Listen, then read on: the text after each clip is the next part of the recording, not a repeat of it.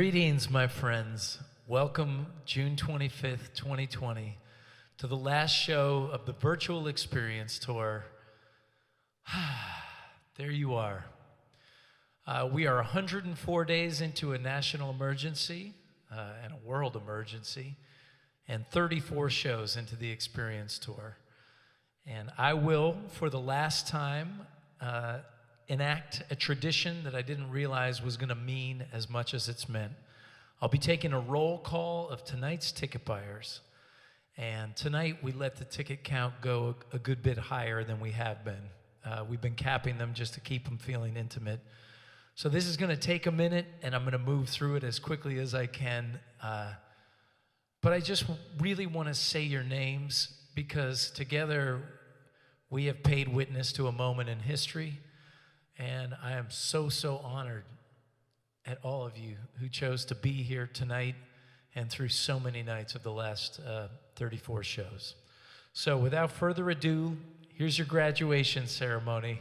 Here we go. I'd like to thank Zerlinda Jesse, Gregory Myers, John Gansey, Megan Milan, Kyle Walsh, Lisa Rocco, Jocelyn Robich, Jennifer Gao, Shannon Graziano, Chris Hellman, Jennifer Koza, Julie Merwis, Emily Koza, Adam Poppenchak, Cheryl and Katie Armstrong, Deborah Armstrong, Michael Roguski, Justin Mitchell, Catherine Holman, Adam Anderson, Lori Trogue, Jamie Mulinax, Kat Johnson, Holly Woods, Kara Simmons, Eileen Knowles, Kenny Corbett, Michelle Sozin, Erica Toyer, Glenn Peer, the Klein family, Sarah and Joe Gustina, Clayton Ames, Stephanie Frost, Scott Hurley, Timothy Bach, Rachel Hawkins, Rob Colony, KG Krzyzanowski, Nicholas Jacob, Megan Hahn, Sarah Migdal, Margaret Maddox, Natalia Cruz Tiexera, Catherine Van Eddy, Lisa Poppert, Blythe Collier, Amy Burmeister, Melissa Fitz, Brandon Rosenblatt, Mark Charay, Katie Pater, Greg Pateska, Jean Holson, Laura Bloom, Ryan Taylor, Ann Stupar, Dave Reichlin, Amy Burmeister, Anna Simon, Brian Vincent, Darren Spence, Megan Guther, Jamie Downey, Natalie Vaxiara, Julie Fancy, Daniel Bergeson, Julie Heston, Eric Baker, Linda Sambrook, Chris Trevino, Mary Simmons, Brant Caraberis, Adam Steinfeld, Andrea Flanagan, Mike Richdorf, Megan Muth, Mary Herzig, Ashley Liddiff, Lissy Bauer, the Noble family, Sarah Crum, John Argue, Michelle Meglin, Madeline Black, Alana Nucera, Tanya Fairchild, Lacey Watson, Katie Roberts, Gretchen Taylor, Kristen Hem, Barbara Lindsay, Richard Shaw, Leanne Kruger, Chris Wiedmeyer, Joshua Dorn, Brian Megan and Abby Panic, Jessica Hardin, Della Winters, Ryan Mahoney, Sarah Olander, James Mershon, Paola Rosado and her husband who's getting into the Grateful Dead, Colleen Weiler, Brian Jones, Kendra Hill and her cats, Cindy Tate out of Texas, Deborah Hernandez, Dana Cordero, Lori Lind, the Tolley sisters, my mother, and Chip, who's brought a lot of joy to my mother's life, Julie Heston, Jen Herrick, Ron and Megan Kepnick, Roseanne Haney, Travis and Rebecca Gordon, and Bethany Gordon. Happy birthday, Travis. Josh Fournier, Amy and Nick Sanick, John Peterson, Stephen Munn, Elizabeth Breen, Pam Schwartz, Nicholas Krob, Amy Dina, Ryan Massimino, Magdalena Pimental, Jeffrey Scott, Dustin Degree, Gregory Jordan, Andrea McAllister, Jennifer Jones, Sean Reddish, Catherine Durgan, Amy Friedman. Last page. If you've never come to one of these, you're like, what is going on? This is the strangest virtual show I've ever seen. But this is special. This is the roll call. Last page. Caitlin Hoyt, Max Selleck, Carrie Evans, Peter Passarella, Victoria Zach, Katie Murphy, Lindsay Langenecker, Katie Wanta, Carol Wagner, Cheryl Switage, Lars Johansson, Jackie Barrett, Monette Dalal, Holly Hoff, Ashley Berard, Megan Gardner, Jason Flynn, Nick Kogelman, Alyssa Love, Sylvia Higgleman, William Water, Molly Moscow, Benjamin Russell, the Valder family, Corey Chancellor, Linda Zito, Chandra Creton, Tanya Collins, Ashley Spake, Christopher Burkett, Julie Heston, my father, Stephen Kellogg Sr., Nicholas Brunk, and my dear friend Edmund Bouchatti, and his wonderful family. You are tonight's ticket holders.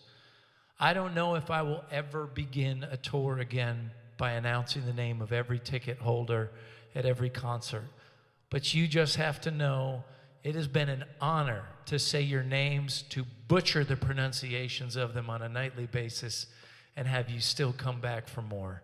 Thank you for being here. I'm going to be playing songs from Glassjaw Boxer tonight. Before we begin, because I know I've said it's the last and I don't want to make it too sentimental, I need to let you know we are right now in real time announcing the second leg. The home is wherever you are, Virtual Experience Tour 2.0. I'm not going to talk a lot about this because you can find out about it on the dates, but we've gone ahead in the midst of an incredible amount of uncertainty in the world right now. We have gone ahead and put up a tour schedule for September, October, and November. All shows will be virtual, but a handful of them we're going to go to venues that we love, and we're going to broadcast from there to help support those venues. And then we're going to do some more deep dives on some other albums and some themes. Some themes, you can see them in here. We've got all different time zones, including European ones. And I'm really, really pleased to know that we're going to get to do this again. I've got some great special guests lined up for the fall, and it's an honor to know that I'm going to get to do this again. So whatever's going on in the world, we're going to be back online and in person where possible this fall. So without further ado, we got to get to it, man. We got to get to it. I'm this far into the show, I haven't even played a lick for you yet. Without further ado, I'm going to take you back to the summer of 2006 when I made an album that very much changed my life. The album is called Glassjaw Boxer. It starts with a song called Sweet Sophia. This was before I realized that I was going to be Raffi for adults when I grew up. Before I knew that I was going to not only write about my wife, but I was going to write about these kiddos, and I was going to write about them a lot. I thought I'd be a very private person. Tom Petty being my hero, I thought I'll keep my private life private. And let's just say within about an hour of Sophia being born, I'd written a song with everything but her Social Security in it. She grew up backstage right from the beginning, and it's amazing to think she's upstairs right now listening to this song, but I wasn't very private, but I have no regrets about the songs I've written for my daughter. So let's kick it off. Here we go. Sing along if you know it.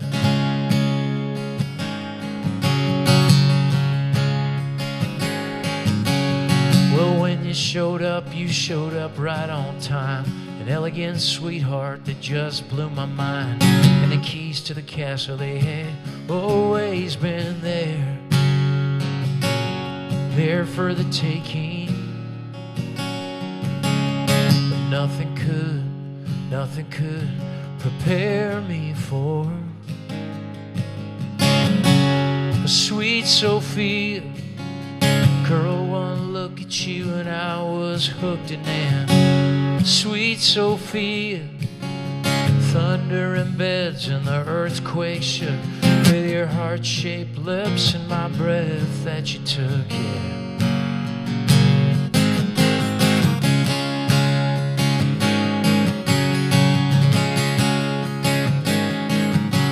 Got a fierce disposition like the beat of a drum. You get hurt more than others, but you have more fun. And I can't make it stop, so the love keeps on growing. If it killed me today, I'll be better off just for knowing you.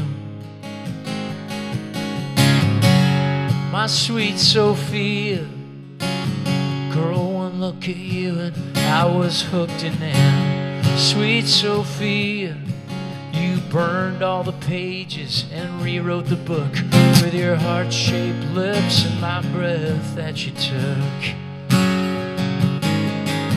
Well, you know who I am and I know where you're from. You may blame me later and that's okay, my love.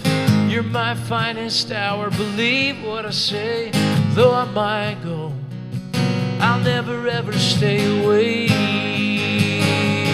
Over my sweet Sophia, girl, one look at you, I was hooked in there.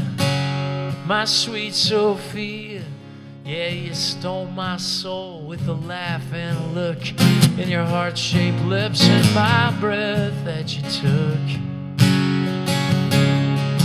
With your heart-shaped lips and my breath that you took. Yeah, my breath, girl, oh, that you took. You will always be mine, my sweet Sophia. You be my sweet Sophia. You be my sweet Sophia. You be my sweet Sophia.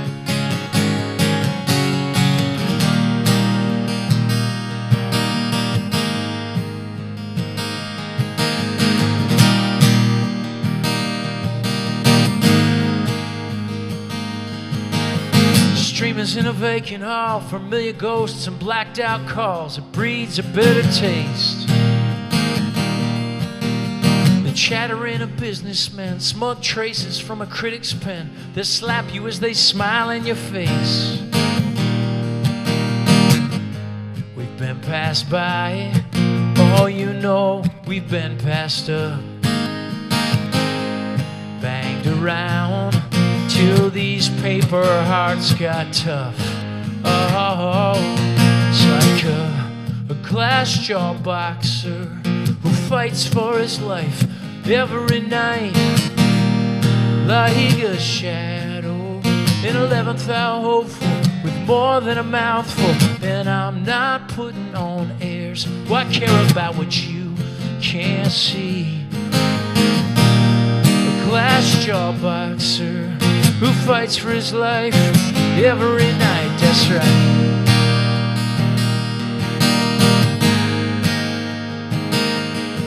We're not waiting in the wings now for the scraps you might bring us.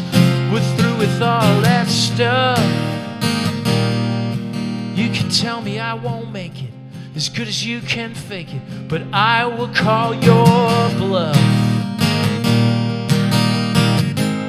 Eventually, you know that all our mothers die.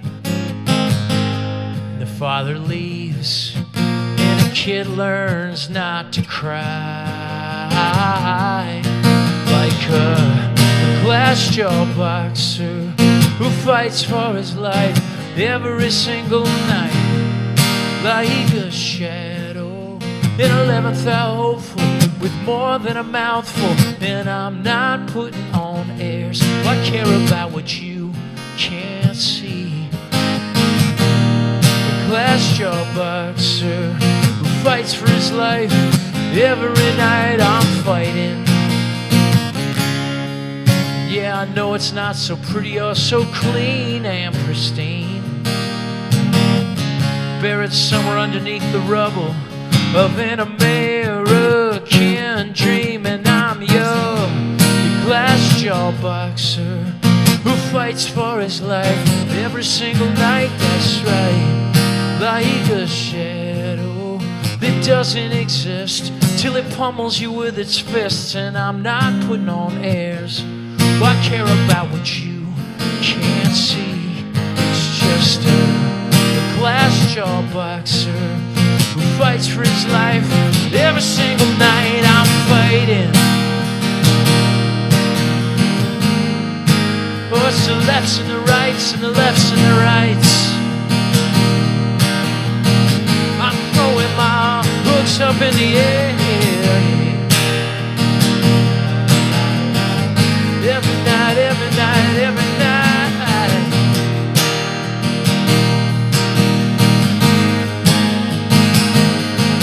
It's all right.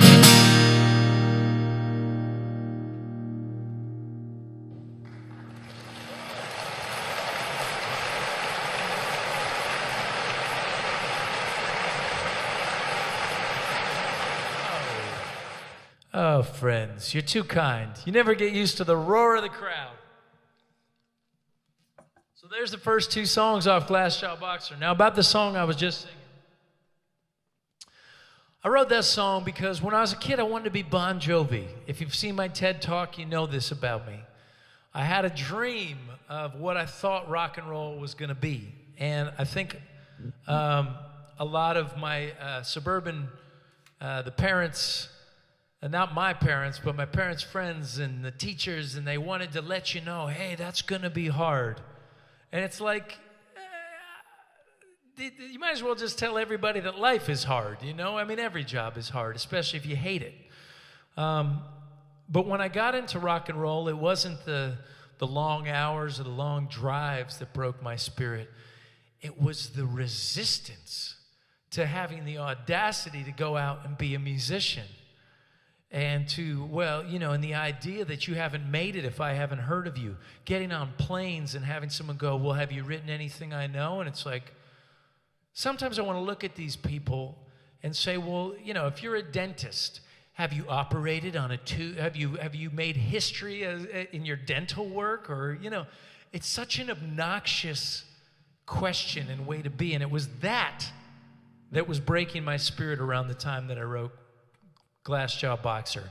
I needed a song that was an answer to all the people who thought that they understood something they had no idea about, including rock critics. And I'm going to read you one of the worst performance reviews I ever got. In Burlington, Vermont, I'd never let them live this down. It's the same cranky reviewer that lives up there now. This is about me. This is about me, if you think I'm all high and mighty, okay? His music is likewise little more than an airbrushed fabrication, a victim of its own gritless contrivances and overproduced underproduction. Dan Bolis, 7 days. What fancy words he used to describe my life's work. I bled this song. That man knows nothing about nothing. So to him we say, boo. Boo earns. And with that, we smile and we move on to the next song. The next song is called Cabin in the Woods. And I think in the age of Corona and what we've been living through, this song has kind of taken on a new meaning because it's a song about isolation. And especially when this started and people were sheltering in place by themselves, I'm a pretty solitary guy. I like my me time. But that looked terrifying to me because as strong as you can feel in the day, there is something about the night when there's no noise except for the pipes in the house and the cracks in the floor. And that can be extremely daunting even to the most fortified of spirits. So I wrote a song called Cabin in the Woods. This is actually a cabin I lived in the woods. When it came up today, Kirsten, my wife, looked at it and said, whoa, damn, that was rustic. I don't think, at the time, it was the first place I ever had of my own, so I think I felt like I was in a palace, but I got my nickname Skunk because there were skunks that lived underneath it, and my clothes smelled like skunk, in case you've ever wondered where I got my nickname. But the song Cabin in the Woods was written about isolation, and there's a little devil on one shoulder and an angel on another shoulder. And this is a duet that I'm going to try to sing as one person. But the voice of Caitlin Carey, my friend Caitlin Carey, who sings, she's the angel in the song. And it's those two voices that come to visit you when it's late at night and you're scared. And One of them tells you you're not good enough and your friends aren't really your friends, and that it's a little hopeless. And the other one tells you, take a deep breath, the morning's going to come, you'll figure it out. And I believe 52% in the angel. Let's just say that.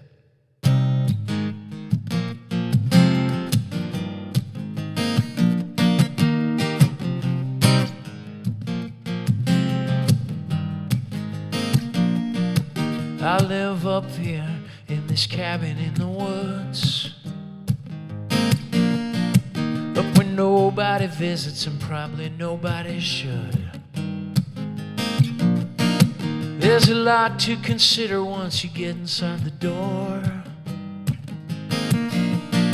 I've got this box full of secrets buried under the floorboards. Where is all my family? Why did no one stay with me?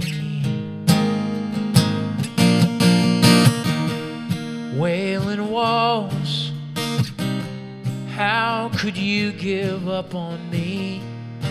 I hear you now. Wailing walls, it's blacker than you've ever seen. Lay down when your Agnes speaks, but I don't hear a word.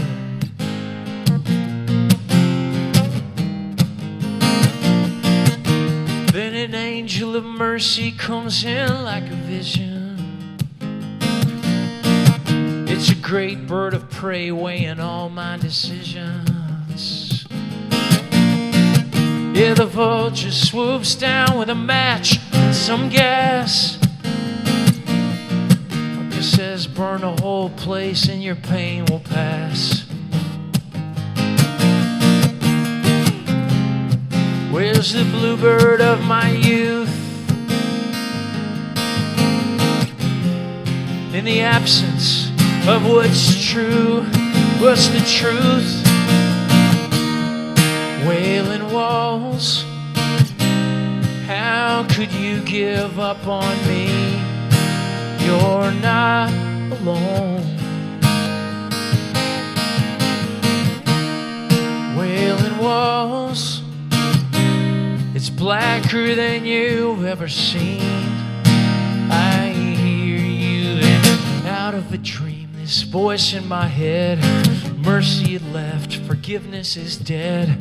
The guns have grown cold and the soldiers have bled. What if I don't live? Wailing walls, how could you give up on me?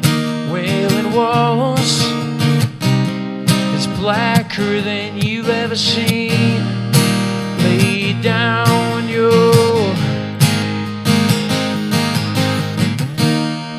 wailing walls, how could you give up on me?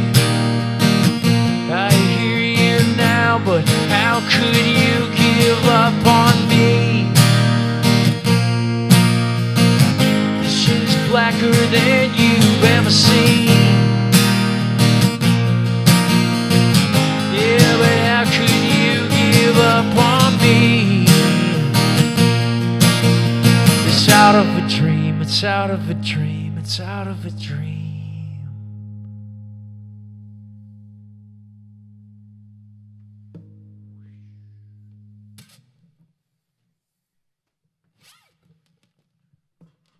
Thank you very much, everybody. I don't know if you know this, but right before the last show today, we got a little water in the basement, and we had to move everything that we've been using for 3 months out of the basement and up to a different room. It was a little stressful. This is the difference between the way you think your life's going to go and the way your life sometimes goes. I know a lot of us have found 2020 to be the year that we're going, but wait, I was supposed to, I was going to be here, and wait, this was supposed to be awesome.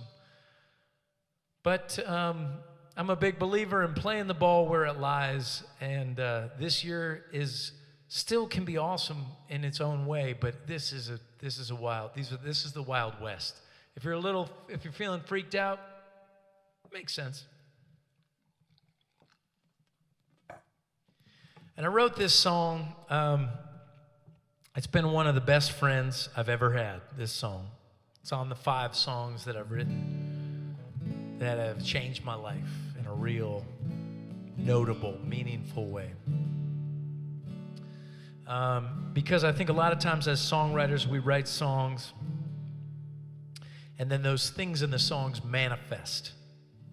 What you sing about comes true. So I wrote this. This was my life story in 2007. I wrote it in Herndon, Virginia. I just finished up a rehearsal, and we were supposed to go eat.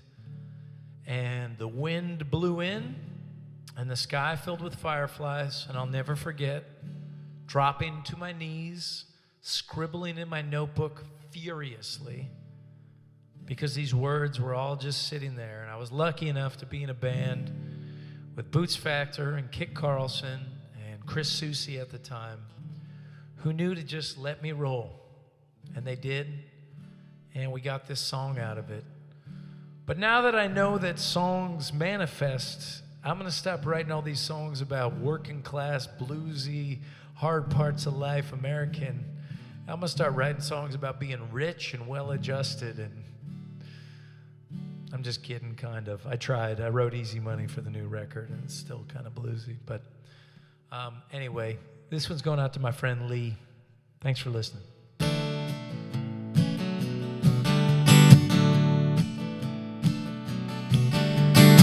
She was on fire and wild and American. She burns it out probably just because she can. If I had $1 for everything I should have said, I'd probably still be busted. I would throw it all away again, yeah. Lightning bugs light up all across the southern sky. Some guys get it all, but they don't even need to try. I watched you roll away, you didn't even say goodbye. Now I hate the night, I'm guessing that's the reason why. This is my life on the 4th of July. It isn't much, but at least it's mine. So I got in my van and I ended up in Boston. I thought about my friends and how easily I'd lost them. I'd do it all again, I'd leave everyone exhausted. Some folks get a break, me I never call one. I thought of you nights when I would drink too much. If you thought about me too, you never ever tried to get in touch. Went back to school and I ran into these guys I knew. We started up a band, but we couldn't seem to get it through. We got some gigs and eventually we lost that too. Did you ever think that maybe if you're not happy, it's because of you? And this right here, it's my life on the 4th of July. It isn't much, but at least it's mine. I'm singing na na na na na na na na na na na na na na na. All right, so I got this job. I was selling ads for magazines. At night I would play and I would think about her constantly. Everything I loved somehow got away from me, but suicide used to talk about it openly.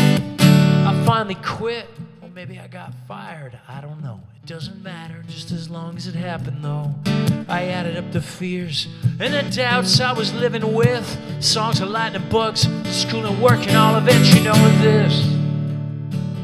this is my life on the 4th of July. It isn't much, but at least it's mine. I'm singing na na na na na na na na na na. Wasn't supposed to be like this. Na na na na na na na na na na na na. Wasn't supposed to be like this. I lost the girl, some time, and a couple friends. Small talk, parties, I never could stomach it. I'm old enough to say yes, I remember when, but I don't have the time for your nostalgia or your criticisms. You live and learn. See, I've been learning to let go of my parents. parents and bosses and people who don't want me to grow. I know that anything we want to, we could do. No one's gonna tell us just who we should be singing to. This right here, it's my life. On the 4th of July. Oh, and it isn't so much, yeah, but at least it's mine. I know what's mine now. Baby, this is my life. On the 4th of July. Baby, it ain't so much, but at least it's mine. I sing it na na na na na na na na na na na na na na na. Oh yeah yeah yeah. She goes na na na na na na na na na na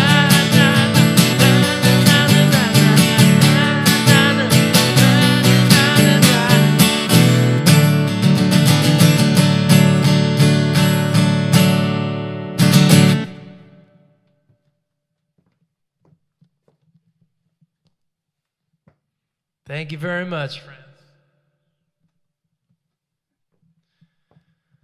I suppose it's time for this story about the making of Glassjaw Boxer.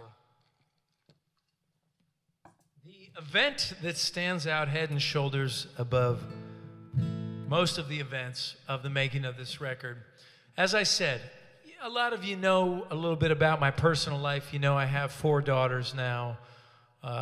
And that has in many ways become my muse. But at the time, this was all still very new.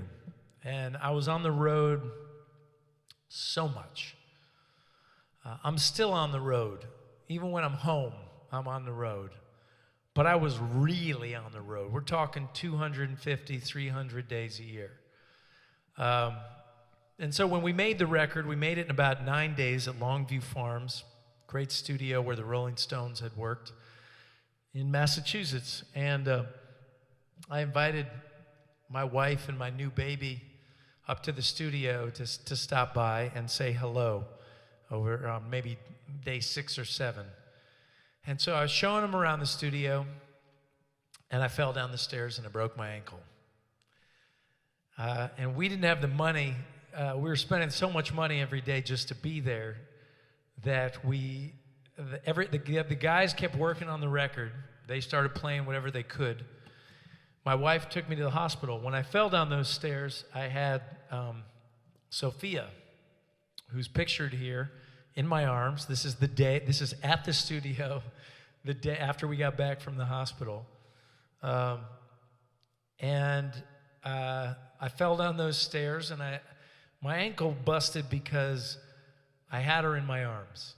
So I couldn't grab the railing when I missed a step. And I guess that's what being a parent is about. It's about knowing that when the time comes, you got to wrap your arms around your kid, even if it means you're going to bust your ankle and maybe lose a day of recording. And I think to ask more than that of your parents is a lot, you know? And so this song, Sweetest Goodbye, this picture's from that day, and it takes me back seeing it and digging it out. And this song was one of the first songs I wrote about what it's like to have a job you love and to know that you're probably not going to ever be the best parent that ever lived, but to also know that when the push comes to shove, you're going to wrap your arms around your kid and protect them from... You'll bust your ankle before they bust their head, to put it eloquently.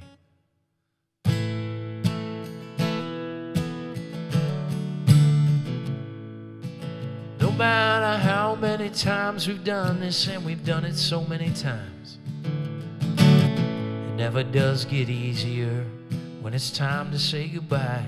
And I wear your memory underneath my shirt like an Indian tattoo, crushed by conscience in a mental slideshow, and a dream of kissing you.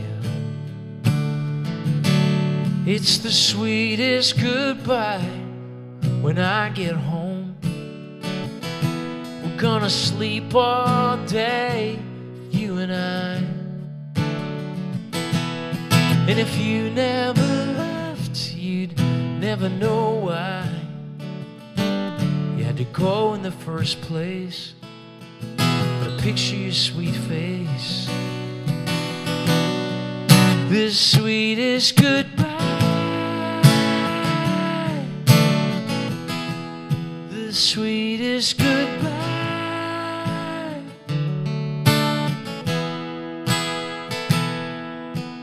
Now there's two of you that I find myself saying goodbye to, and at night the three of us are in my head before I sleep.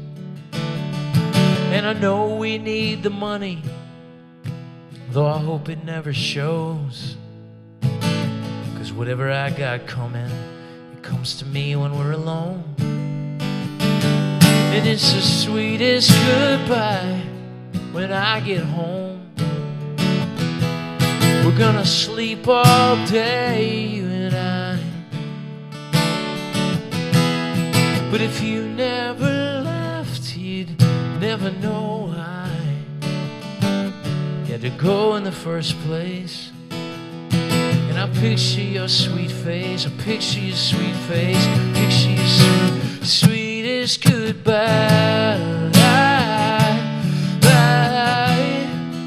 The sweetest goodbye. The sweetest goodbye.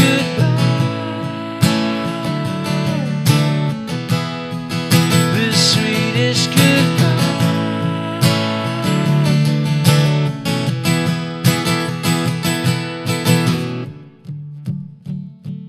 Every second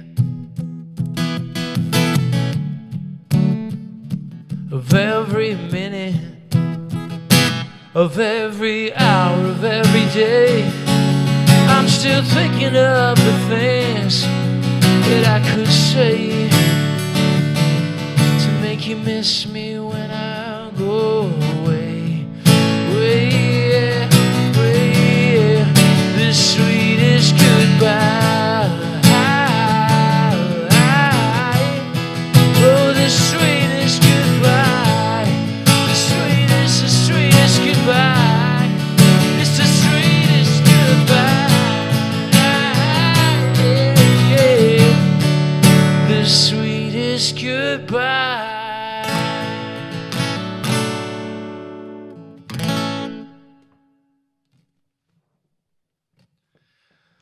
The sweetest goodbye, my friends. Okay, that is the end of side one. Before I take you to side two, it's the last night of tour. I got to tell you about something we're doing at the Kellogg Family Store. If you have somehow missed the memo, I wrote a book. It's called Objects in the Mirror, Thoughts on a Perfect Life from an Imperfect Person. If you know anything about my music, you know that it's largely an expunging of my sins and mistakes. This book is a collection of essays about all the stuff I think is the most important in life. It's not a how-to manual. It's not a self-help book. It's a book saying, here's what I've found, and maybe it can help you and or amuse you in some way. It's done. It's real. It comes out July 7th on Amazon and Barnes & Noble, and Books A Million, and all those places. But in the meantime, here in my own dining room, right over that way, we pack orders. We sign the books. My kids help with the store. And this was going to be a book tour. This was going to be the last night of a book tour. So if you don't have the book, we'd love it if you picked one up. If you do have the book and you've enjoyed it, we'd love it if you picked one up for a friend. If you really loved it, we have discounted 10 and 20 packs. It's a big deal. This is a kind of off script, but when this all started, I didn't know what was going to become of me, and I filled out unemployment paperwork. My dad helped me because I didn't want to lose my house, like a lot of us. And as soon as this tour got rolling, I realized I could tear those papers up because I was going to be able to do my job. And unlike so many folks out there right now, I was going to be able to do what I do. And that's because of you guys tuning in, buying tickets, picking up stuff at the store. So you have my eternal gratitude, and I want you to know that. But also, if you liked it, pick up more books, because it hasn't even come out yet, and I hope you'll get it. If you have enough books and you're good to go, here's the deal. For 24 more hours, we have a code that gets you free shipping. We will cover the shipping. For 24 more hours, then that code's going to stop working. Experience Tour 2020, you can get it over at our store at stephenkellogg.com. We made Quarantine 2020 t-shirts coming live to your living room. We made onesies if you've been lucky enough to be making babies during all this time. My parents did not practice social distancing. If you're learning the guitar, we've got songbooks. We have a new 4th of July t-shirt. We have vinyl. All the things you would have gotten at a show, I don't want you to have to pay for shipping, but just know it means a lot. We pack all these packages as a family. You have kept me going. We are a small business. I am not Ed Sheeran, in case you haven't noticed. I am broadcasting Wayne's World style. So every night I say this, and now we also have a brand new tour on sale.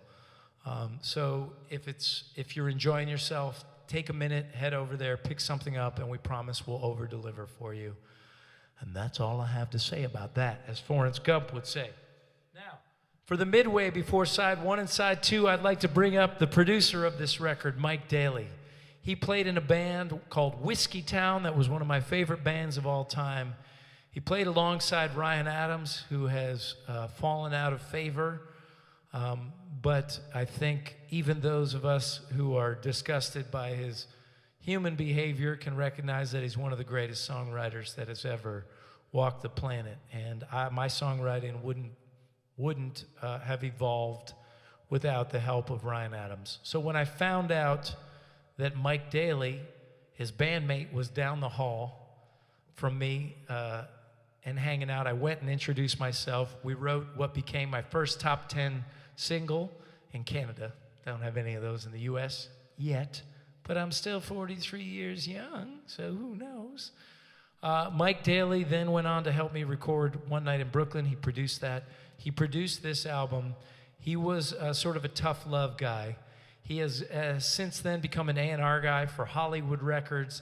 He's written hit songs with Jason Mraz, produced records by Grace Potter. He's a great guy, and I am pleased to bring you a little chat we had earlier this week. Without further ado, a quick interview from Mike Daly, and then we'll be back with side 2. Mike Daly, my friend. How are you, buddy? I'm great, man. Good to see you, SK. How are you guys? Good to see you, man. It's I guess I saw you last year. It feels like a lifetime ago though, because a lot's happened in the world. 2019 is the year we all owe an apology to. Yes. I know all those people on New Year's Eve being like, get ye gone 2019. We just didn't know what our freedoms were there. We didn't know. We didn't know. But this record that we're in the middle of here, Glassjaw Boxer, also feels like a lifetime ago. Came out 13 years ago. Wow. I guess we made it. I should know this at the point of inception, but did we make it the summer before, or was it like fall, or? We made it in the summer, and the reason why I know we made it in the summer is there's that crazy, remember at the studio, that studio had been hit by lightning years before. Yeah. So they had they had their own like Doppler radar, and there was a massive thunderstorm that came in, and we had to stop mid-making the record and turn all the electricity off so the board wouldn't get hit again, because the farmhouse was from the 1800s and wasn't grounded properly. That's right. And because I remember that too, because it was raining so hard, and I went to open up the skylights and there were bees nests everywhere. So we're like clunk, clunk. But boy, we had a lot of sort of exciting landmark drama when we made that record. Like there were there were a lot of moments. Okay. But is there a moment that stands out for you, good or bad, that sort of is like, what's your first memory when you think of the making of Glassjaw Boxer? Oh, wow. I have a couple that are sort of like the the quintessential like foundational pieces, Mhm. right? I mean, one was when you hurt your leg, Yeah. and then you're like hobbling around like I can do vocals on crutches, and I was like, wow, this is pretty rock and roll. I mean, I So went to the hospital too. I mean, I know. you guys had to try to keep work. It was like, all right, what can we do without Stephen here? And then Oh yeah, holding down the pedals on Hearts in Pain so I could just play. yeah, oh yeah, oh yeah. Yeah. So there was that. I also remember it really being like Kit was like my right arm, and I'd be like, Kit, I need a horn arrangement for this. Kit, I need you to come up with a piano part for this. And like God bless his soul. I felt like every day I was like, here's a thing you don't know how to do, and I need you to do it so I Yeah. can do these 14 other things. And be like, what about? I'm like, no, I can't go. I gotta go. So that was another one. And then I don't know if you ever knew this, but when we finished that record, I was driving back to New York in a rental car, and I got completely lost. I just wasn't paying attention to directions. I left early. I stayed one more night, left early that next morning for whatever reason. And I got completely lost, but it was so nice to be driving around these little Massachusetts towns. I had the radio off. It was just like silence. I was just cruising around. Yeah, because we didn't all have GPSs like on our phones at that point. No. So it was getting lost was real. You know? It was real. And I just figured like, from my touring days, I just knew like as long as I had a quarter tank of gas, I wasn't going to be completely screwed. Well, and so you bring up Kit, being your right hand and giving him those jobs, those the horn things. I think he worked really well with sort of the German discipline. And I kind of did too. You'd be like, all right, Kellogg, you're going to go write these lyrics. I was reading Charles Dickens for the first time. I was reading David Copperfield, which was really inspiring. And you also gave me a copy of The Secret at the beginning. Yeah. And I think those two ideas of this, very heartfelt, sentimental Dickens novel, coupled with this idea that you can manifest what you want to manifest. I don't ever remember writing lyrics with such I loved the challenge. You always challenged me as a producer. And I think we responded to it really well. I think Boots probably had a tougher go in that, from the tough, like Kit and I were both good with tough love, like, oh yeah, very much so. I feel like, I don't know this. I mean, Boots and I haven't talked about this, but I feel like it was probably harder for him to like go be better than you were yesterday. And it's like, that's a lot. It's a lot of pressure, but we came up with this record that obviously I think it wears really well. And I know that I was frustrated at one point and I said something to you like we gave up on it. And I apologize again for that. Like I feel like, records sort of, they ebb and flow and they have a life, but I do look back on this as, if not my favorite, one of my favorites. Oh, sure. Great. Yeah, I love it. I feel like there's just so many magic songs on that. I mean, like Sweet Sophia is still like one of my favorite songs, and like 4th of July. I remember when you first played me like an early draft before we worked on 4th of July, and you were like, okay, 5 verses. And I remember looking at you, I was like, you better have 5 really good verses. You're like, I got 3. I was like, well, we should probably work on the other 2. But I loved it, man. I loved the whole that record just felt like such a journey. And I do remember always be up, and you were up in that top back room, and I sort of felt like in the morning I would like make my rounds, and I would go up and check on you and see where you were lyric wise, and John Shilotsky would be editing something in the editing bay, and then Kit would be feverishly trying to figure out whatever impossible thing I just asked him to do. And, me and Boots would have like long conversations of like, we wouldn't talk about drum parts so much, but we always talk about like what role the drums needed to play in the song. Mm-hmm. Right. And whether it was, you're just the thing people feel but don't hear to give the vocal something to stand on. Mm-hmm. Or right here, you're the guy. I'll tell you, I did have another memory. Do you remember the night Jess went running and she got freaked out because somebody was like following her in a Yeah. car. Yep. And she came back and she's like in the vocal booth, like breathing real heavy. Right. Oh my gosh. Because, and what were we cutting? I think we were cutting Father's Day.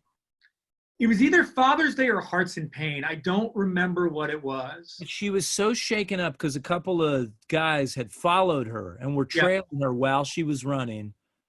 And I had her come into the vocal booth with me just to quiet her, but then also whichever of those songs it was, honestly, I'd forgotten that, but that's an incredible memory of just, wow. I mean, yeah. And that was like, yeah. I mean, it's a funny record because, you know, you're right. There was always some weird, not that would happen to Jess's low level, but like lower temperature drama, right? Like you hurt your leg, Jess with the running thing, the power going out, and every album has those things, but somehow being in that farmhouse in Western Massachusetts, it just seemed to up it. Sure. I mean, 8 days, we were there 8 days, man, and we were there as long as we could afford to be there, but which was 8 or 9 days. I mean, I don't know that we did. Was there more after that? I guess maybe I flew to LA and we did a couple of sessions at your place or something. We did the bulk of it there, and then you came out here and we just finished up tiny little stuff. Yeah. Like, I think we cut a couple harmony vocals and maybe a couple more guitars or whatever, but the reality was we did get a lot done because we were moving through things pretty quickly, and we went in with a pretty good roadmap. Yeah. Yeah, we vetted those songs, and the first record that I've done since Glassjaw that really vetted songs in that same way was this one that I just did, Object in the Mirror. And those two are my favorites. I mean, honestly, and the EP that we made together, One Night in Brooklyn. I mean, Right. I think those are my 3 favorite recordings, set batches of songs. I've always loved sitting down to songs with you. And of course, our first song you and I ever wrote together was perhaps our greatest success. It was a top 10 hit in Canada, Maria. Yeah, Doc Walker. Well, they said to me, you know, I'm here like making this pop record, and they said the guy from Whiskey Town's down the hall writing it. And I'm like, that's where I want to be. It took as it turns out, it took me 15 years like to fully find my way back to just embracing that. But we went down and you and I wrote that song in a couple hours. I mean, we just knocked that one out first. Yeah, Maria was the first one we did, and then it was Maria, and then it was into One Night in Brooklyn. Yeah, which was like Girlfriend is Pretty as You, which is still one of my favorite songs.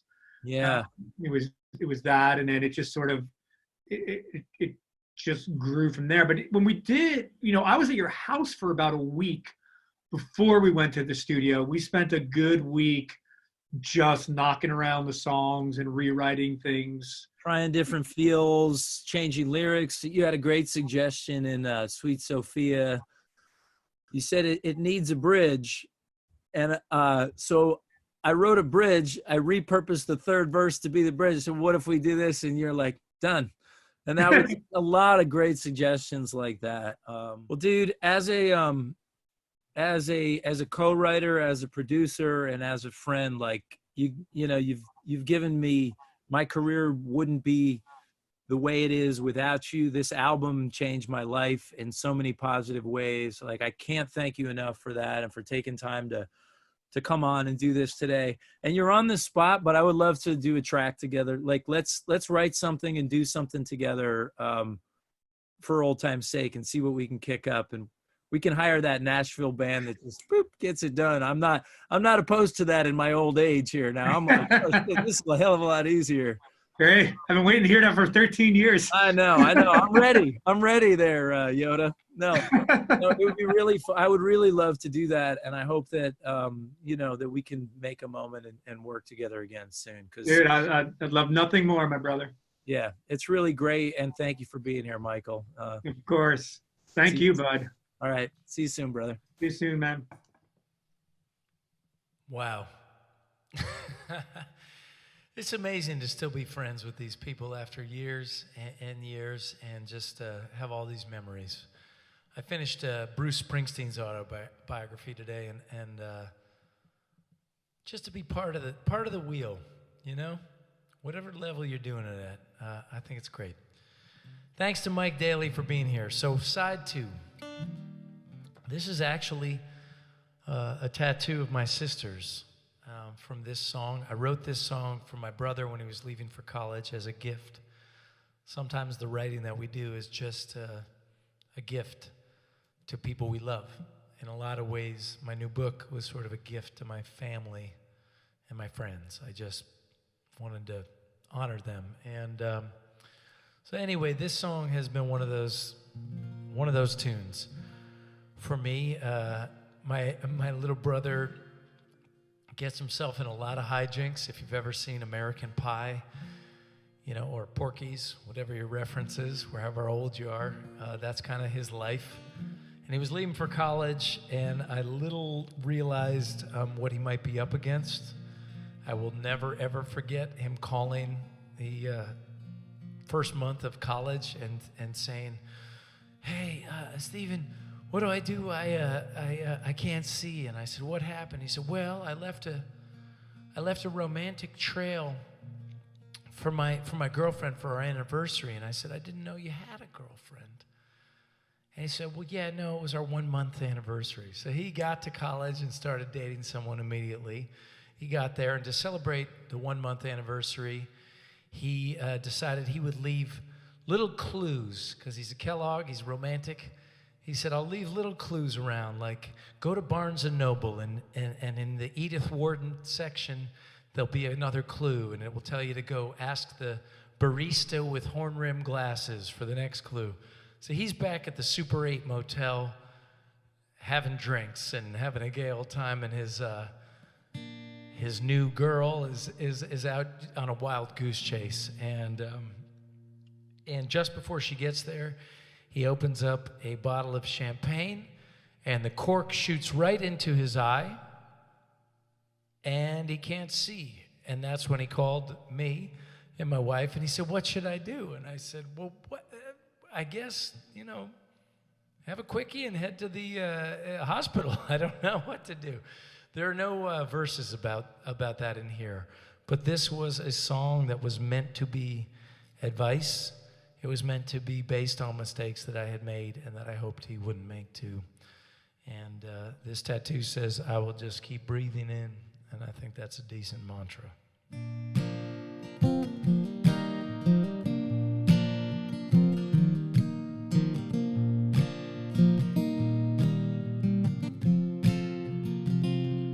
Well, it's hard to live in front of the world. There's only so much that you can pretend. Write down what it is you're thinking. Take each day as it comes. You never know what's hanging round the bend. And as far from the world as we get, I can swear that the two of us always be the same, and figure out what it is you believe in. And if you must choose, try not to trade your fortune in for fame, and you'll learn.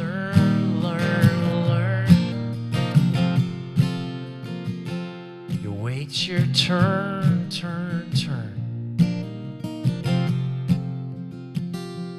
You get sick on the way by the things that people say. It'd break your heart against the wind, but you will just keep breathing in.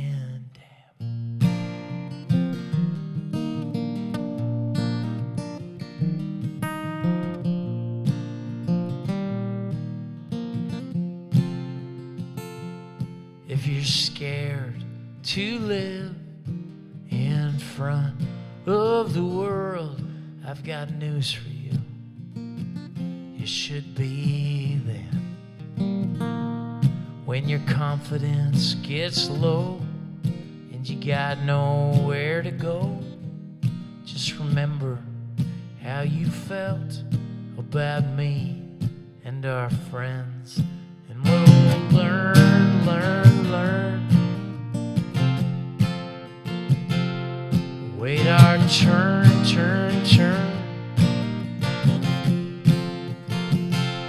We'll get sick on the way by the things that people say. It'll break our hearts against the wind, but we will just keep breathing in. Watch the way you fall in love. If you're smart, you'll take it slow. And don't ask me about it. What do I know? I don't know. But I'm trying to learn, learn, learn. And I'm taking my turn, turn, turn. But I still get sick on the way by the things that people say, and it breaks this old heart against the wind. But I will just keep breathing in.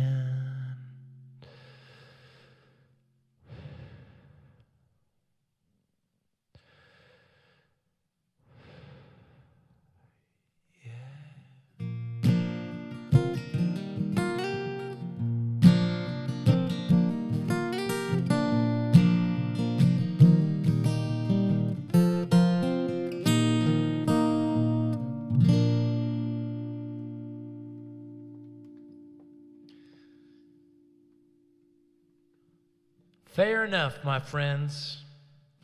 Another one of those songs on that list with 4th of July is this one. This is a song about friendship. And 1 year ago from right now, I was out with some of my best friends in the world. I was out with Boots, and I was out with Shady, and Jessica came on the road. Cookie Dough was there. Oh, it was wonderful. Eric Donnelly. And it's almost wild to think about that. One night we were on the tour bus.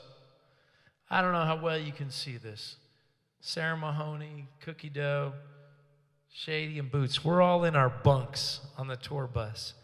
And this was friendship. Laughing. Friendship on stage. Part of the reason you do this job is because you want to meet girls. Another part of the reason you do this job is because you kind of have some little bone in your body that wants to get attention. But the real reason you do this job is because when you're not on stage, not having to go to work at 8 o'clock or have a boss, damn, that's fun. And that's what this is all about. Silliness. Me and Shady late night playing Cards Against Humanity. Good Lord, I'll never forget. We got to Baltimore. I lost my voice. I was laughing so hard. No regrets. No regrets.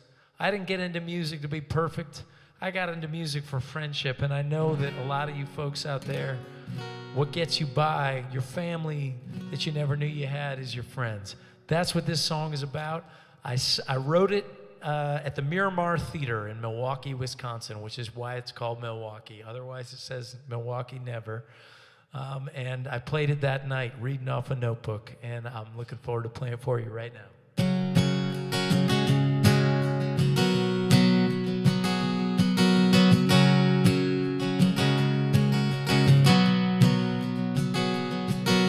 Moonlight highway quicksand is trying to pull us off the road. You don't succeed by giving up, that's one thing I know. And I'm sorry, so sorry you got sick, and that I wasn't there.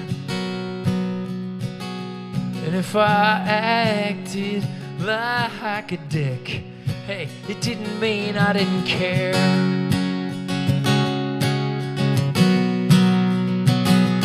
I've been chasing dreams in magazines the last 20 years. And the way you treat your mother's up to you. But it can't feel all that good to be so angry. And I guess I learned that too.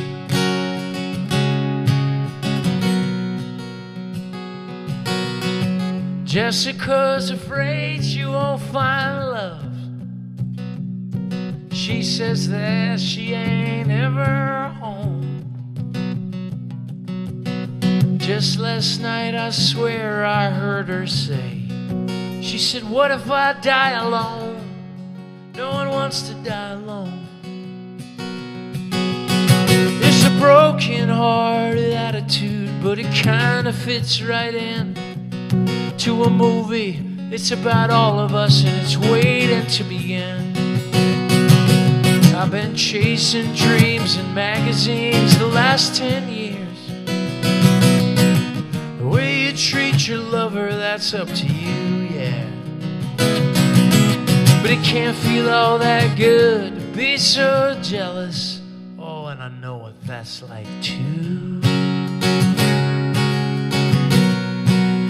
And this will change in time. We'll feel more, I promise, we will feel more alive. Because protection, it's like a wheel, and the way you sometimes feel makes you think you might even be the worst person that you will ever meet. But it's alright, 'cause we have got each other. We have got each other. We have got each other. Oh, I've been chasing dreams in magazines the last 20 years. And the way you treat each other, I guess it's up to you. But it can't feel all that good to be so scared. And I know what that's like too. And I guess I learned that too. And I'm learning it still on June 25th, 2020. I guess I learned that too. What it's like to feel scared. How many of us felt so scared when the grocery stores, on a matter of 10 days, started running out of food? And the gun shop in my town had a line around the door. And of course, I had just read Stephen King's The Stand, which was not the right book to read right at the beginning of coronavirus. Thank you very much. And one thing I really appreciated about Stephen King is that he put out a post that said, just so everybody knows, this is not The Stand. This is not nearly as bad as The Stand. And he did what he could to bring people together. And I appreciated that. And not that I know Stephen King, but I just can't tell you how much I appreciated that, because I was scared. I was so scared. And it can't feel all that good to feel so jealous. That's something I know a thing or two about, envy. I've talked about that over the course of the tour, if you missed it. I've had friends who started in exactly the same place as me. And they went out and they reached high heights. They sold lots of tickets. They made lots of money. But lucky enough, my friends are good people. They were kind enough to explain to me that there were other things that didn't work out. And that being rich isn't really about what you have. It's about what you have that you wouldn't take any money for. like the little theme nights I've had with my family during quarantine. Like getting to have Clue night and Alice in Wonderland night. What were some of the others? What do we do?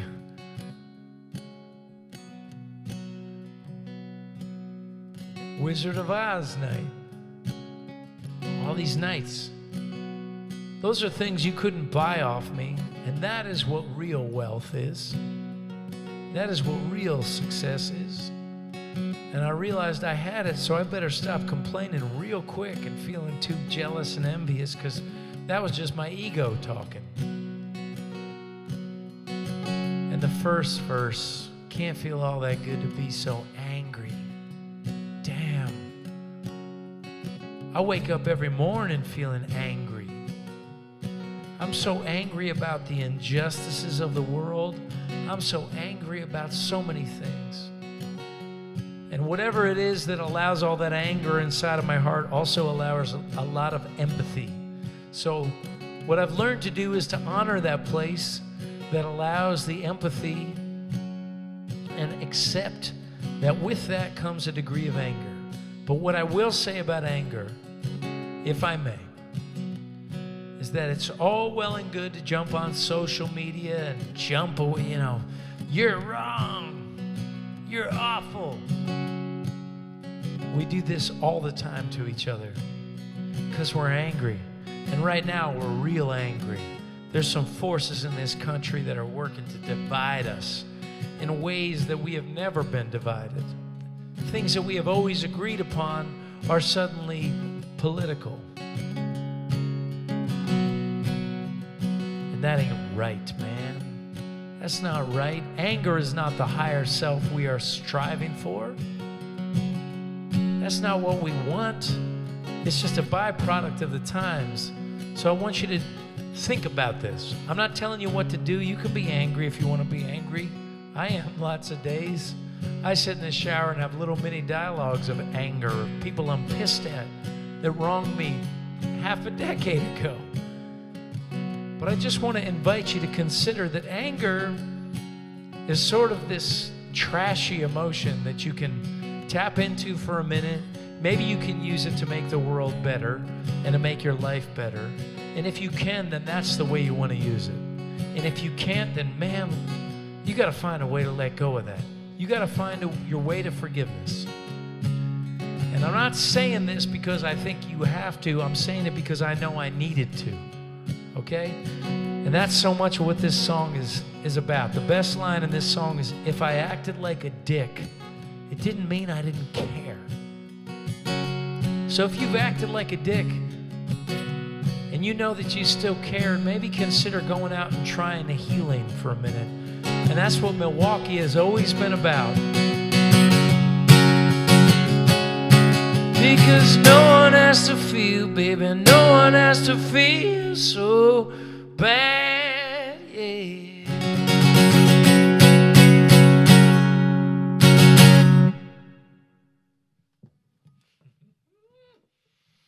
Yes, ma'am. From that, we move to one of my signature songs, Father's Day. We are on the last little part of the record. Thank you for bearing with me. Thank you for tuning in. This song doesn't really need an introduction. Here I am with my Lady G, my number 4, my surprise baby, my post-vasectomy appointment baby. There she is. And nothing in my life has opened up my heart more than being a father. So you don't need to be a father to understand this song. But the best email or piece of correspondence that I've gotten in the month of June 2020 came when a woman told me she hadn't talked to her father in 37 years. Because apparently he didn't do a very good job. And then she called him up and she practiced the forgiveness I was just talking about. And she said, I'm so glad to have him back in my life, and I appreciate your soul. So that makes my job worthwhile.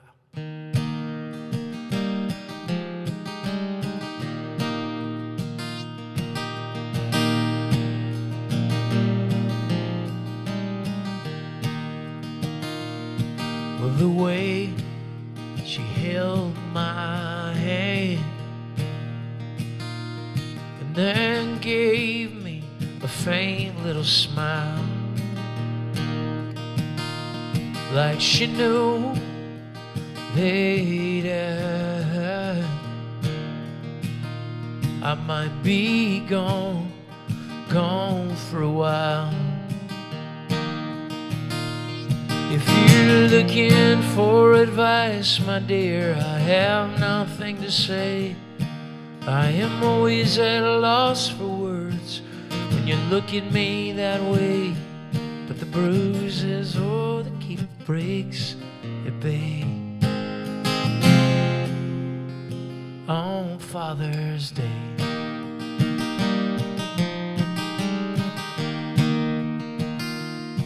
and the flowers, they did bloom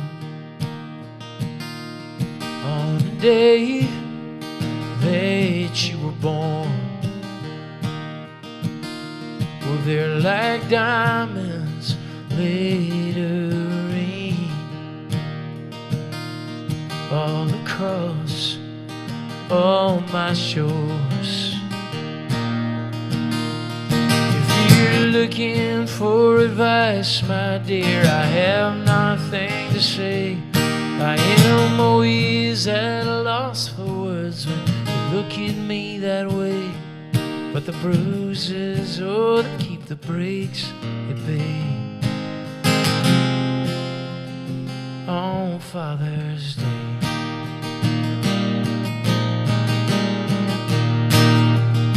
you can make yourself better, better than me, 'cause you are more than just a product of your history. You're like your mom, little girl, and believe me, that's the best thing in the world.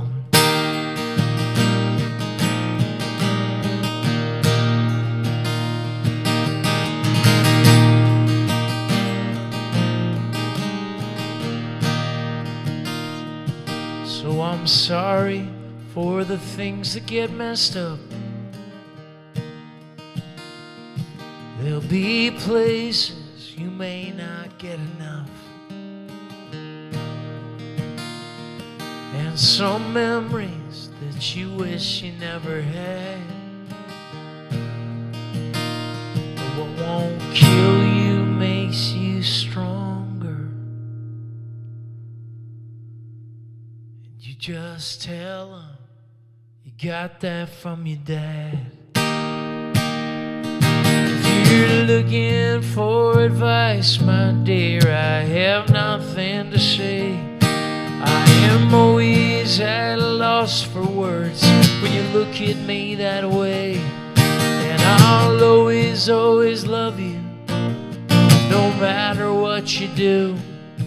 If you're growing up without me, I will always be with you. It must be something in the way that I was raised, and the bruises, they keep the breaks at bay. Yeah, the bruises keep the breaks at bay. On Father's Day, yeah.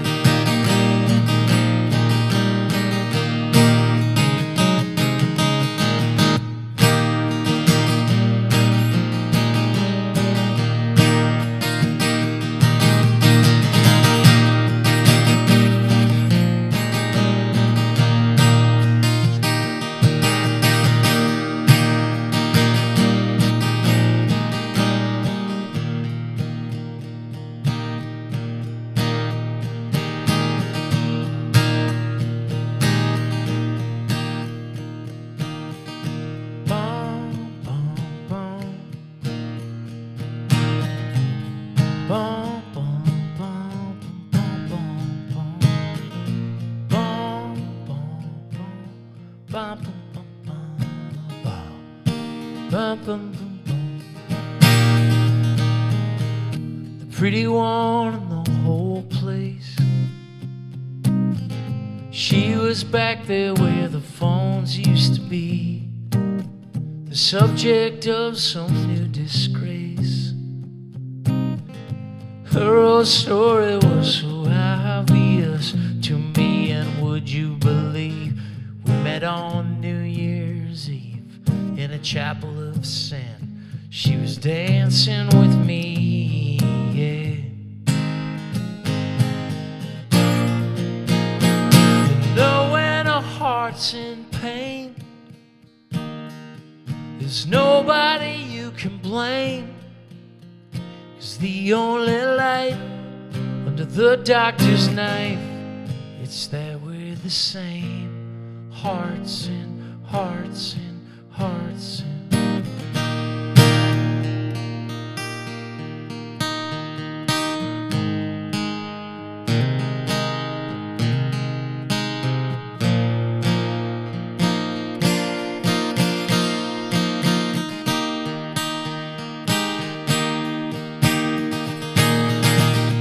who's to say the muscle's dead? I gave it all to her when we got married. There were things I never said, but hey, I'm an idiot and marriage is scary. And what would you say if I told you so true, that I love her more now that the marriage is through, yeah. You know when a heart's in pain, there's nobody you can blame. The only light under the doctor's knife is that we're the same. Hearts and hearts and hearts, and there's nothing that I could say to make this go away. The battles you fight in the war of your life will always remain. Hearts and hearts and hearts in pain. Ba bum bum. Bum bum bum bum bum bum. Bum bum bum bum bum bum bum.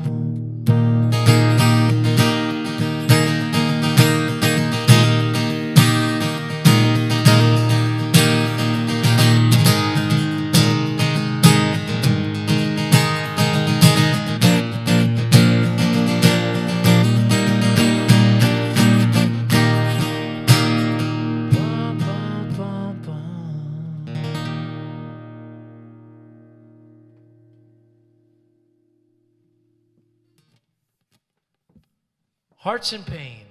Now, last week I showed you my National Lampoon's debut of having my song in a movie.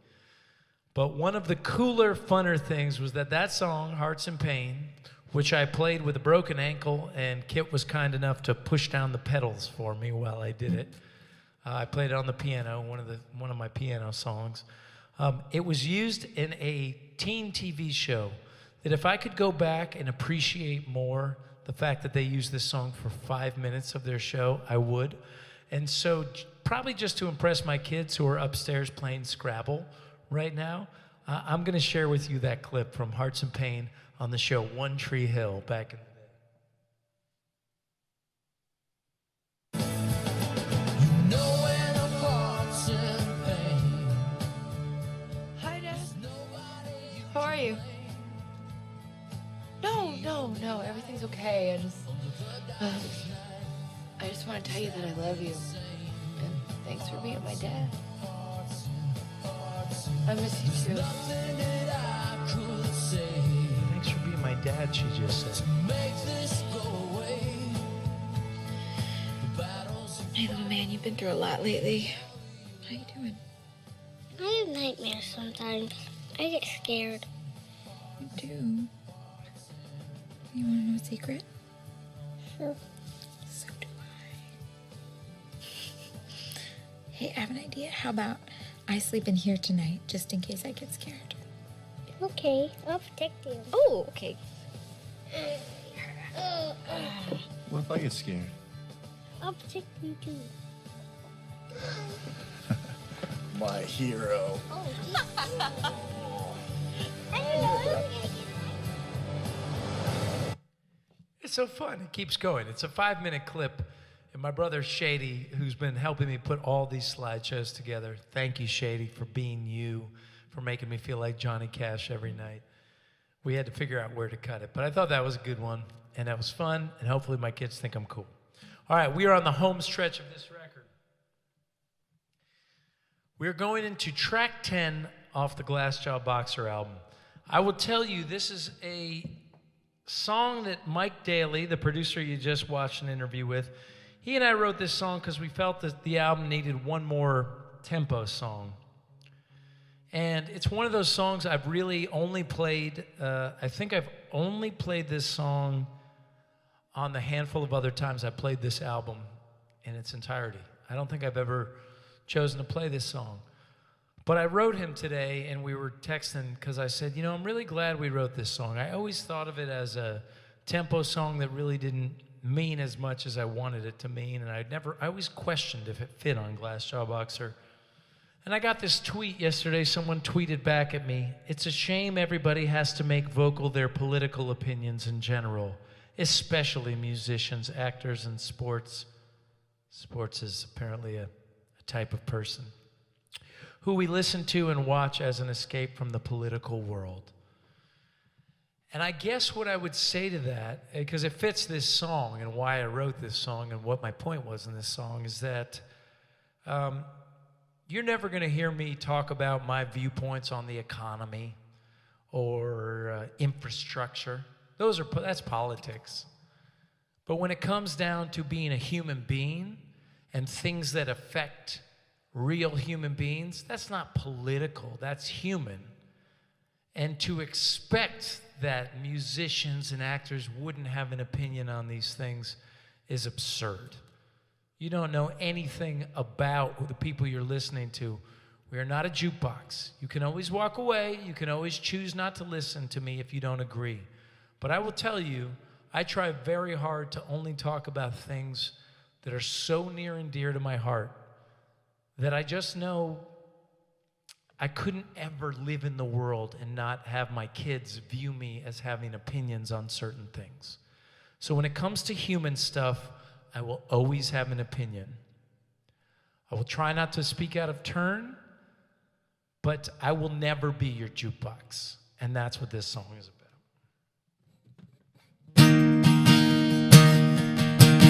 I said, hate, it's positively nuclear.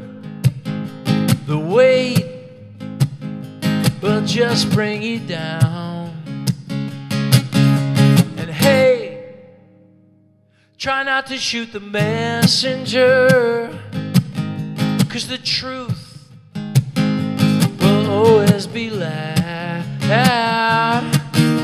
And I'm not trying to get around on things that I have found, but you act so sincere when you're wrong. You're such a believer, mama's little dreamer. But I'm asking you, why are you talking? Why are you talking to me? Why are you talking? Why are you tweeting at me? If we agree to disagree, we both can't be right, you see. So why are you talking, and why are you talking to me? Listen, you know some people never learn. They just talk till they burn themselves out. You can fail, you never have to be afraid, because pride, well, it's not for the proud. And I wish that I could say it any other way, but you act so sincere when you're wrong. If you're such a fine king, others are your playthings. But I'm asking you, why are you talking, and why are you talking to me? Now why are you talking and why are you talking to me? If we agree to disagree, we both can't be right, you see. So why are you talking and why are you talking to me? Oh, you're talking, talking, talking, posting, posting, post. Yeah, you're posting, posting, posting, posting, post. You're so brave. But I'm saying, why are you tweeting now? Why are you tweeting at me? Oh, now why are you talking and why are you talking to me?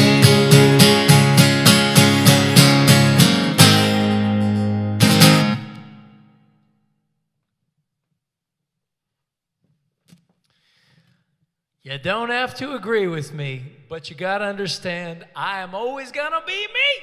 All right, the last song on Glass Jaw Boxer. Thank you for tuning in. Thank you for being here. This is a song that was duetted with my dear friend Mark Roberge from the band OAR. He came in and he sang this duet with me at a time. His band OAR signed me to their imprint on Atlantic Records right after we got dropped from Universal, and I thought maybe this is going to work out.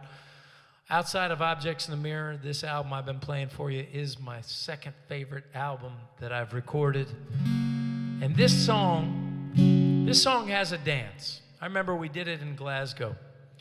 Around and around and around and around, the Rocket Man and the Wall of Sound. Turn it up, make it loud, Big Easy. And over the course of this tour, I've invited people to tag me and to do the dance. But I also got one very heartfelt email from a lovely Canadian gal who said, I always feel like the dance has distracted from the song. So tonight, I'm just going to sing the song Big Easy. Here's a picture of me in a very not socially distanced crowd in New York City. Thank you for tuning in. Thank you for being here. Do the dance if you like. Listen to the words if you like, whatever suits you. I may have political opinions, but ultimately they're just human opinions, and we're all just humans trying to work it out. I love you. Thank you for being here.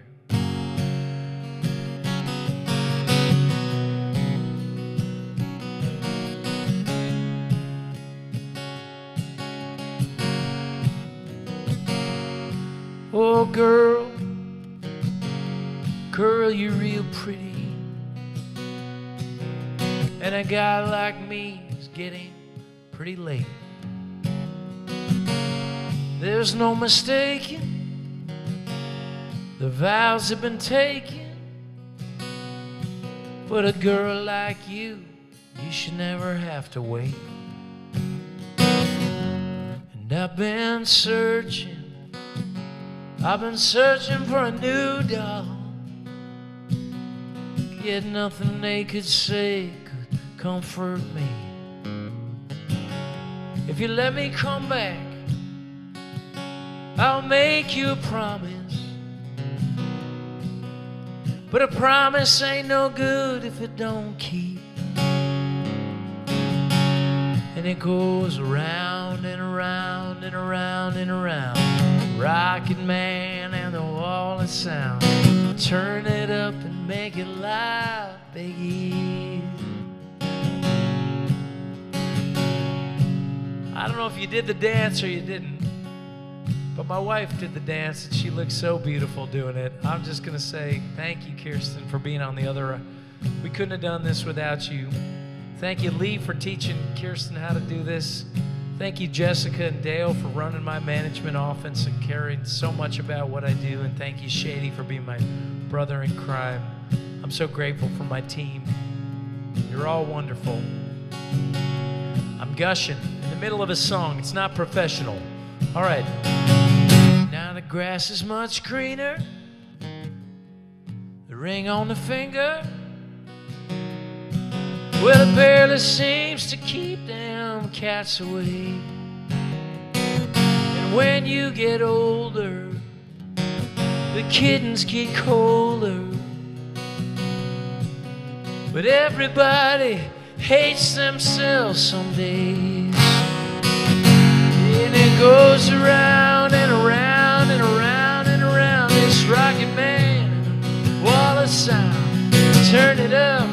make it loud, big easy. Oh, in the shadows, in the light of day, they're never what you might suppose. Reality is a wrecking ball that smashes everything you know, yeah, yeah. Oh, yeah, yeah. There it goes. I can feel you on the other side of that screen. Here we go. Around and around and around and around, rocking man in a wall of sound. Turn it up, make it loud, big easy. She goes around and around and around and around, rocking man in a wall of sound. I'm gonna turn it up, I'm gonna make it loud, big easy. And once more in Espanol. Se revuelve, revuelve, revuelve, revuelve la astronave y por el ruido pon más alto el volumen, payaso, fácil grande, fácil grande.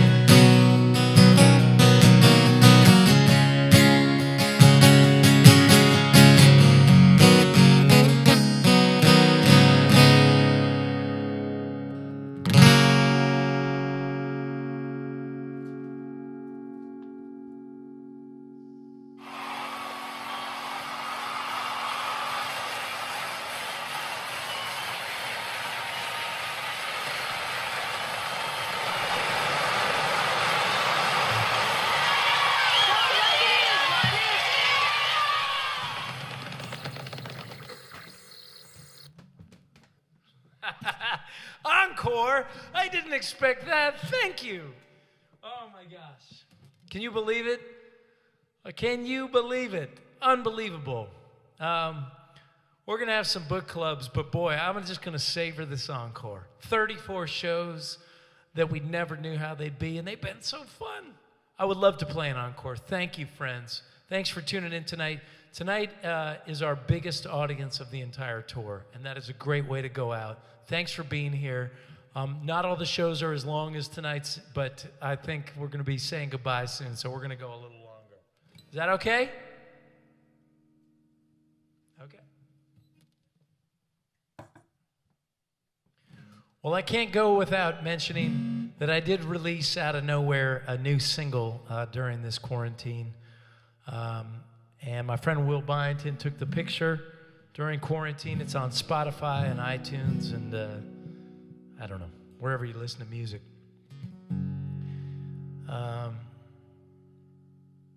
So I'm just going to sing you my new song to start this encore, but I say thank you for being here.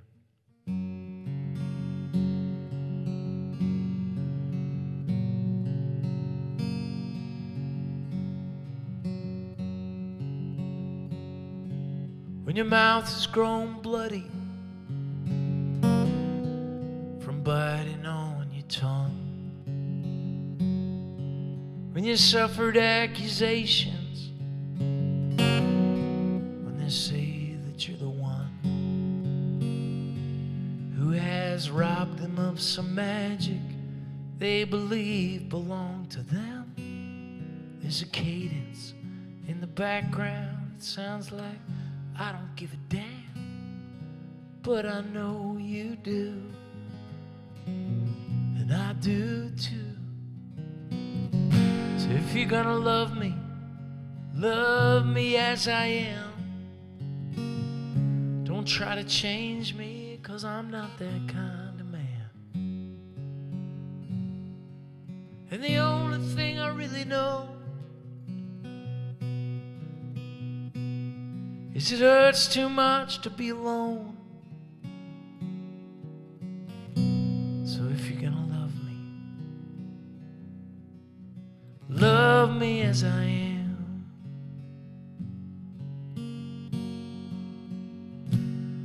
Like a book you'd only open whenever there was time. Words upon my pages, they fade before your eyes. Why did you use the word forever if you were only stopping by? It's okay, it's fine, whatever. Lies. So if you're gonna love me as I am. Don't try to change me, 'cause I'm not that kind of man. And the only thing I really know is it hurts too much to be alone. So if you're gonna love me as I am. If you're gonna love me as I am. If you're gonna love me. And the only thing I still don't know is if we can let our heartache go. So if you're gonna love me as I am. If you're gonna love me as I am. If you're gonna love me as I am. If you're gonna love me as I am.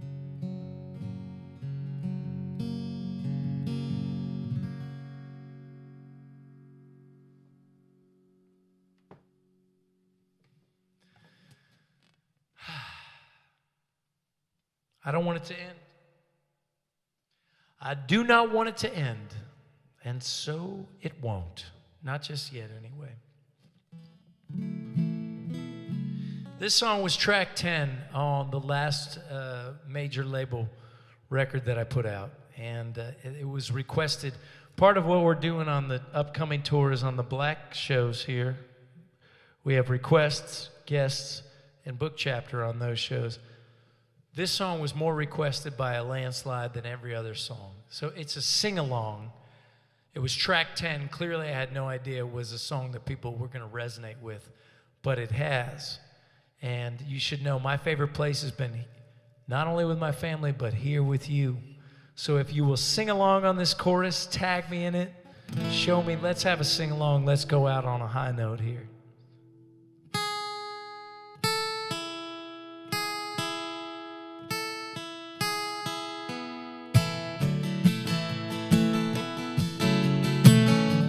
You may notice we're opening up with a deep dive September 3rd on the Gift Horse album from which this came. So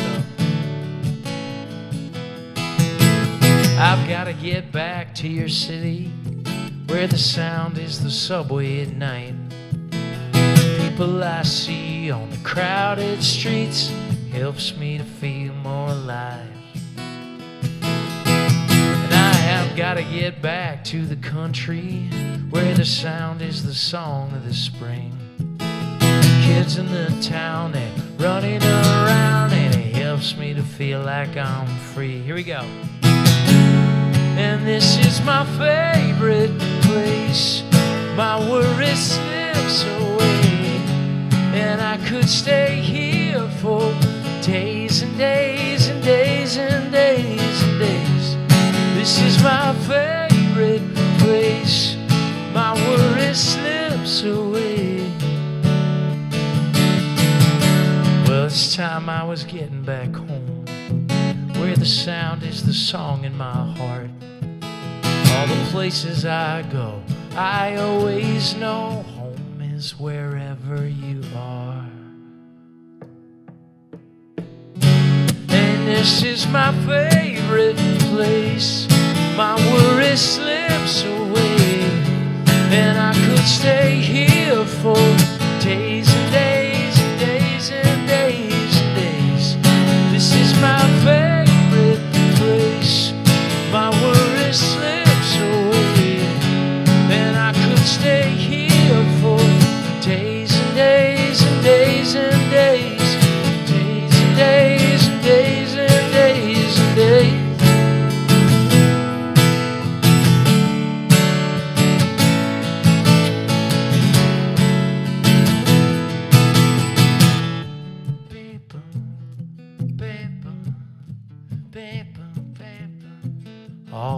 places I go, I always know home is wherever.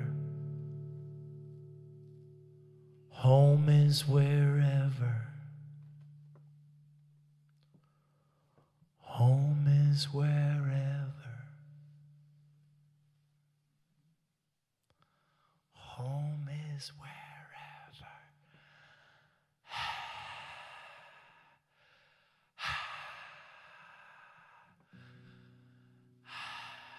Can I feel ya? This is my favorite place. My worry slips away, and I could stay here for days and days and days and days and days. This is my favorite place, and it's written on my face. I could stay here for days and days and days and days, days and days and days and days and days. This is my favorite place. Yeah, you are mine, oh, you are my favorite place. This is my, oh, this is my, yeah, you are my favorite place. Honey, you're mine, oh, baby, you're mine, oh, you are my favorite place. This is my favorite place.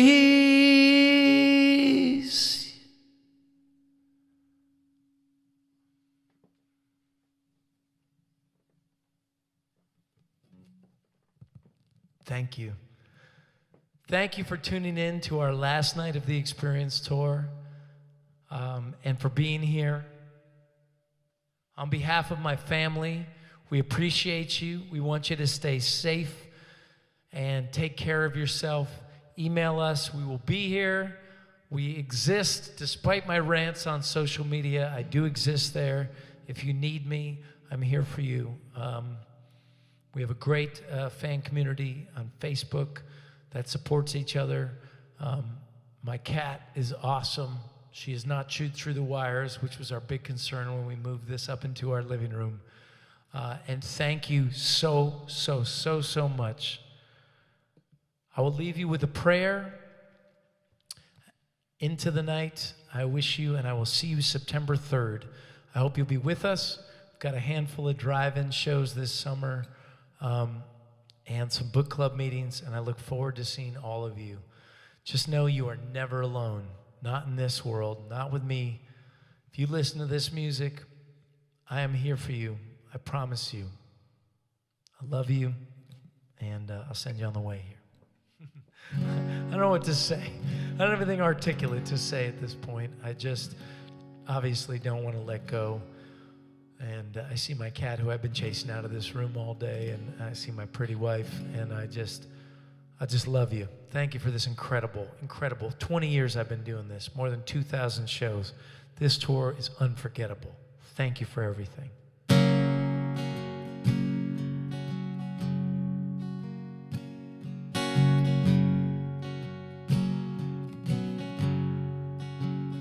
When you're lost,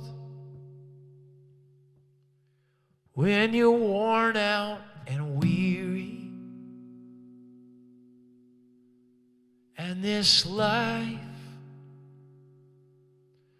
weighs you down like a stone,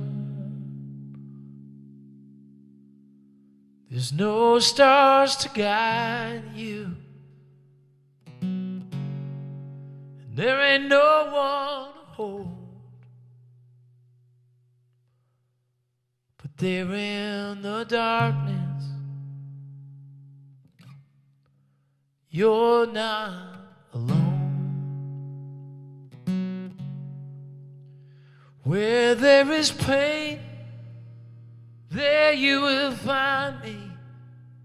And where there is love, I'll be there too. I will be right there with you.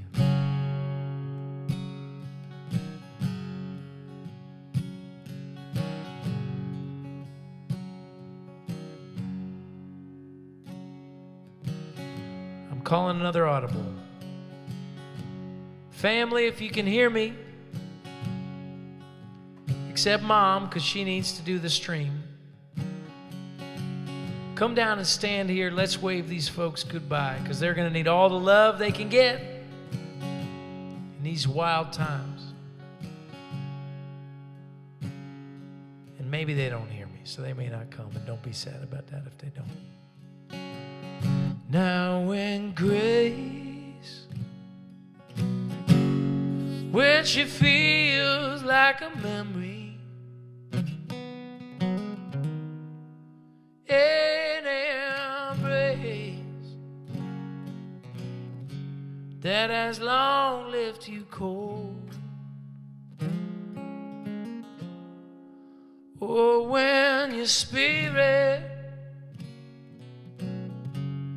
when it ceases to be hopeful, baby, you will be carried, because you're not alone. I said, where there is pain, there you're gonna find me. And where there is love, I'll be there too. When you're searching for peace, when you're down on your knees, oh, we will be right there with you. I said, we will be right there with you. Oh, we will be right there. We will be right there. Just like the Pied Piper, you call for the love and it comes marching in like the saints from above. I said, we will be right there with you. Yeah, we will be right there with you. Oh yeah, we will. We're gonna be right there with you. You got Noel and Greta and Sophia and Adeline and Stephen and Kirsten behind it. Yeah, we will be right there with you.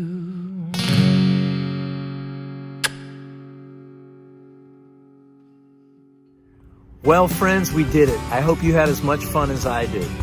Thank you for tuning in, and I'd love it if you would take the time to head on over to the Kellogg Family Store at StephenKellogg.com and pick up some merchandise.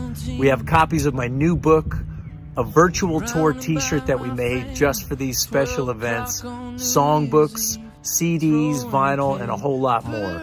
We've got free shipping for people who came to the show using the code EXPERIENCETOUR2020.